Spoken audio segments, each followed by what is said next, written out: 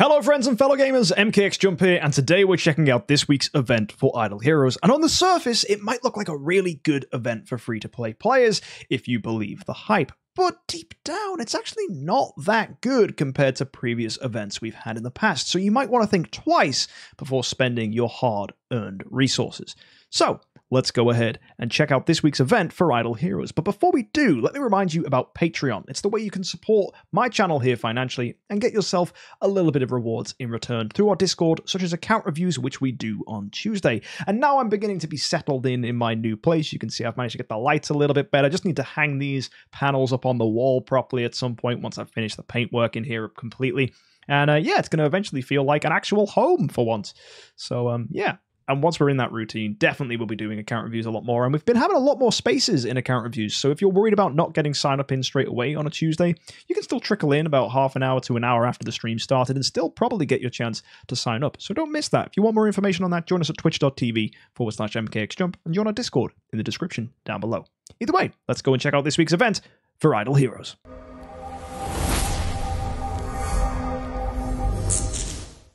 So this week we have a Profit Orb event and a Fantasy Factory event. So every day for logging in, we're going to get 5 sweet lollipops that we can use in Fantasy Factory and 1 of your Profit Orbs that you can either save up or use this week. My advice would generally be save these for big Profit Orb events, but some people would argue this week is a big Profit Orb event. So let's go ahead and break down what we have. First of all, the Ginger Tailor from last week is coming to an end, so use your wool balls to get some good rewards if you haven't already. I probably am just going to spend the rest of my things on Golden Spirit. That's typically what most people should do, but hopefully all free-to-play players and above, which of course is everybody, should have been able to get themselves Starspawn Core 5s at the very least, so hopefully you did manage to get that. Value packages for this week? Well, they're giving you the normal stuff. You're getting gems, you're getting Profit Orbs, and we're getting Fantasy Factory sweet lollipops. Prices, normal as always as well, and you can of course, if you want to, buy these with starry gems. Is it a good idea though? Well, we're going to go take a look at the bigger event and weigh up whether it is actually worth spending money, but typically value packages aren't actually one of the better things you can buy in any event for that matter. Normally you want to be on the lookout for these kind of packages that are exclusive to the event. This Lollipop Factory pack, though, is getting you 10,000 gems, it's getting you 70 Profit Orbs, and 35 sweet lollipops. So when you directly compare it to a top pack, it's not getting you as many sweet lollipops. The thing that sets this above a normal $100 pack is the ×3 Summer Privilege rewards and the ×2 Fantasy Factory rewards. Now, bear in mind, that's not doubling all the rewards you get from the exchange store, it doubles the number of honey stars you get. And the way Fantasy Factory works is you go ahead and spend these tiles to remove hexagons, and you get a star for each hexagon removed, and every time you clear a stage you get 20 stars, so in total that's 84 stars for a clear, 64 hexagons plus 20. For doing these stages, you can accumulate the stars to buy different rewards here. Most people will lean towards the right-hand side because it's cheaper, and Aurora stars can be saved up for future events when really big events come along that give you rewards for using your honey stars. Similar to this week, but hopefully there's going to be something better. I'll talk more on that in a sec. But when it comes to double rewards, you're only getting double honey stars, so you can't actually double the number of 9-star light puppets you get, you can't double the number of artifacts you get, and that's sometimes a setback in this particular kind of event. So is it worth $100? Well, that depends entirely on whether you want to go all in on the Summer Melody down at the bottom. And that's another part of this, because that Fantasy Factory package is getting you triple rewards in the Summer Melody, which means for every point you get here, you're actually getting 3, and the maximum is 1,000, so the maximum becomes 3,000. So basically, you get points for using Profit Orbs, which makes sense because it's a Profit Orb event. More on what you can actually get from your Profit Orbs later, but this is the general gist as to whether it's worth using Profit Orbs. For every 3 honey stars you spend, or 3 Aurora stars you spend, you'll get yourself 1 point as well, so that's where spending in the mall in the Fantasy Factory gets you points. And then finally, because we've got a Soul Awakening Gala, they've said, similar to last month, that if you go ahead and do an Awaken, you'll get 5 points as well. Now, for the Soul Awakening Gala, this is a bit that's been added in as well to a normal event that we'd expect that's Heroic Miracle, Profit Orbs, and Fantasy Factory. The way the Gala works is you're going to get points for doing Awakens in the Soul Temple, and those points will accumulate and get you rewards.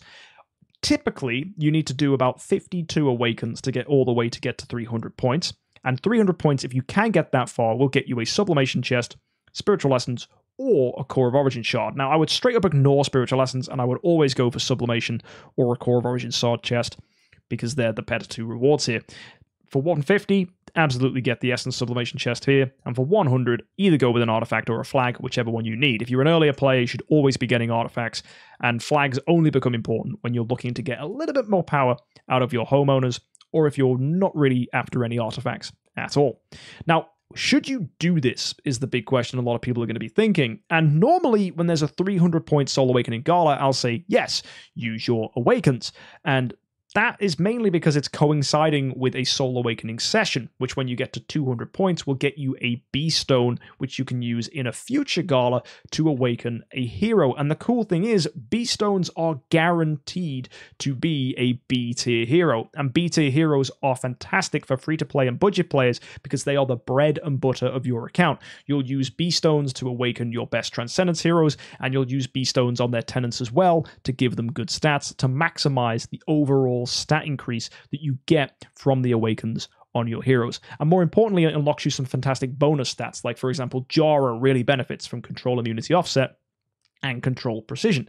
And even the biggest whale accounts like mine, you can see there's a heck of a lot of green there. Bees are the backbone of good accounts, and it's only if you do want to spend a bit more, you get really lucky, do you ever see anyone actually have A tier heroes. For example, I got my Ailamak that's an A+ from a B stone. You have a higher chance to get A tiers from B stones. So for free-to-play players and budget players, B stones are essential to getting really powerful Awakens. So the fact that if you do the Soul Awakening Gala this week, you're not getting a B stone, it actually makes this gala a little less attractive, and I think that's really important to stress.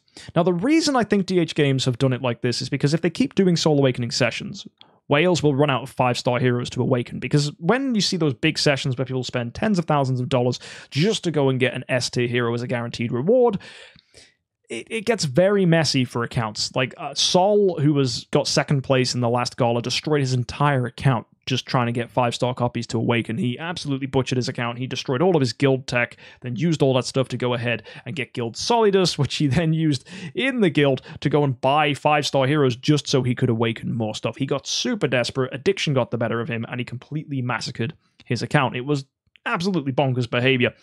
You shouldn't be doing that, and unfortunately some whales do, and then DH Games are like, well, if we keep bringing out sessions like this, people just won't be able to back it up with their accounts, so we won't actually make as much money from them. That's my guess, anyway.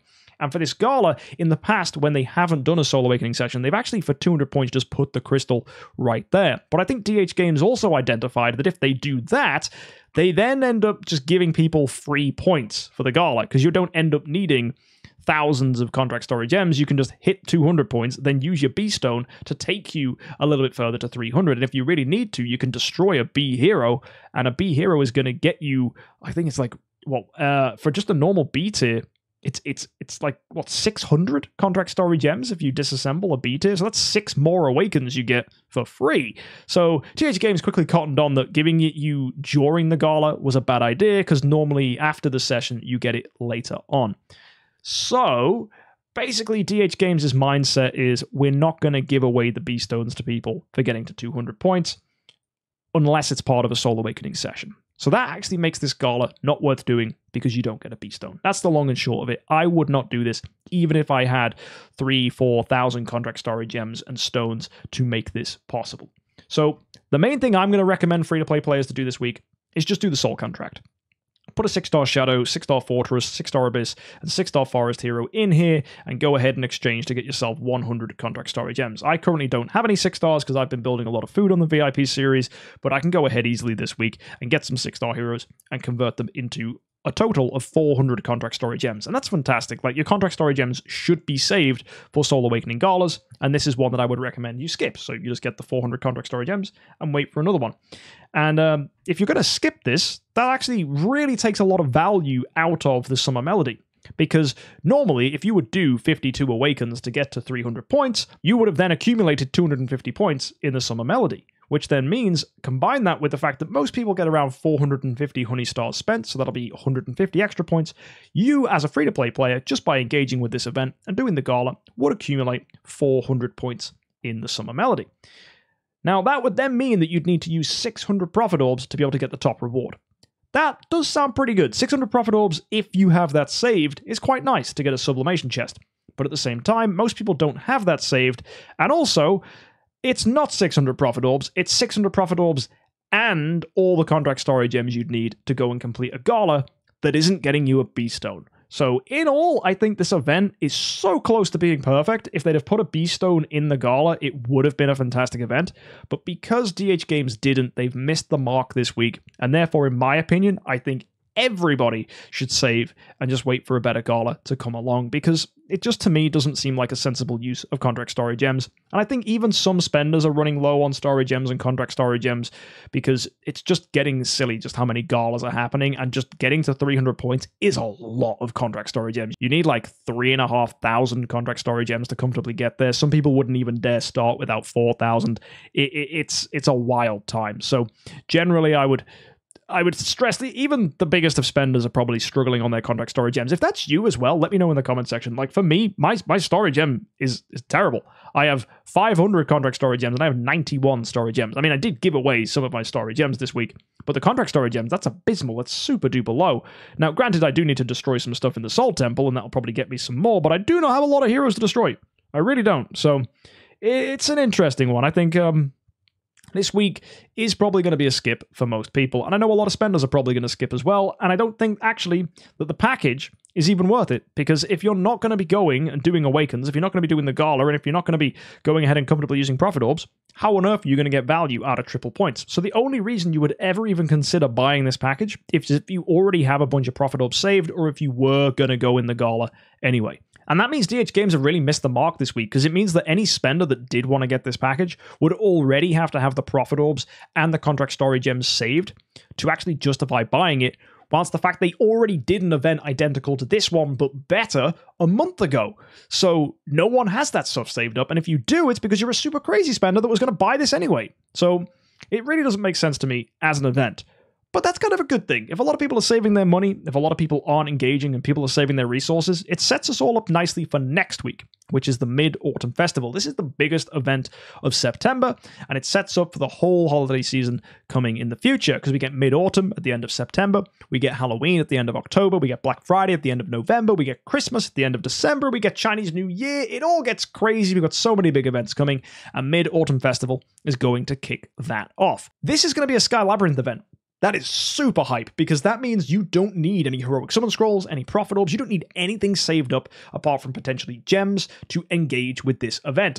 Unless you haven't got any wishing coins. Wishing coins should always be saved for big events that land on a Sky Labyrinth, and this is exactly one of them. You're going to need at least 1,000 wishing coins, and if you do want to max out the entire thing, you're going to need 2,160 wishing coins. You're probably going to need gems next week, considering we've got a mysterious chest event, and they're probably going to combine the mysterious chests with some top rewards, so you're going to need a lot of gems for next week as well. It's going to be a very, very expensive week for free-to-play players if you haven't got your wishing coins and gems saved up.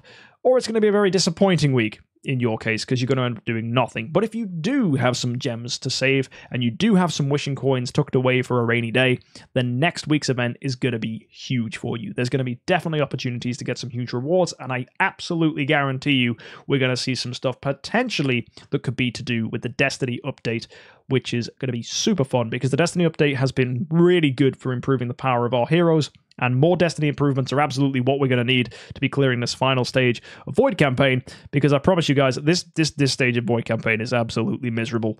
I mean, people haven't even beaten it yet. I mean, Jesus has managed 656. That means he hasn't even got to 6-6 yet, and he's the most powerful guy on Android. So it's a very miserable time.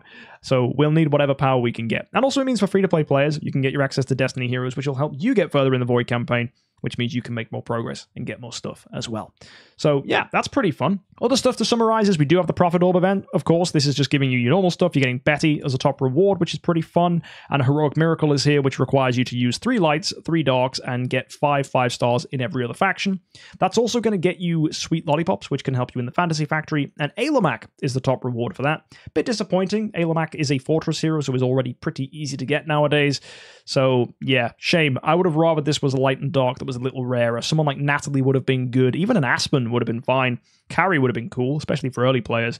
But nope, they're giving us an Ailamak, and that'll just have to do, I suppose. I think regardless, the Prophet Orb event is most likely not worth engaging with unless you are a spender that does want to go in on the Summer Melody this week. I don't know if that's necessarily a good thing, even if it does have Sublimation as a top reward. I don't think it's going to be a good thing for you to invest in unless you can really, really go heavy. Then again, though, you can spend $100 and potentially walk away with 3 sublimation chests. And I know for some people, that's pretty solid value, especially when you consider it's also going to get you double rewards in the Fantasy Factory, meaning it's much easier to purchase the different things on here. And you can, of course, get Celestial Island resources, which are very, very useful. So if you've got Aurora Stars saved up and you're a spender, maybe that might be something you want to do. But I know I'm definitely going to pass this week, and I know a lot of other players will as well. So yeah, let me know what you're doing in the comment section down below, and hopefully you found this review helpful as to whether you should or shouldn't engage with this event. And yeah, word of warning, given that there's no B-Stone, I don't think it's worth doing the Gala as a free-to-play player, even if you do have like 4,000 contract story gems. Either way, guys, thank you so much for tuning in. I'll see you in the next one, and if you want to catch more event reviews, especially for the Mid-Autumn Festival, hit that subscribe button as I do this every Friday. Until next time, have a good week, and happy idling.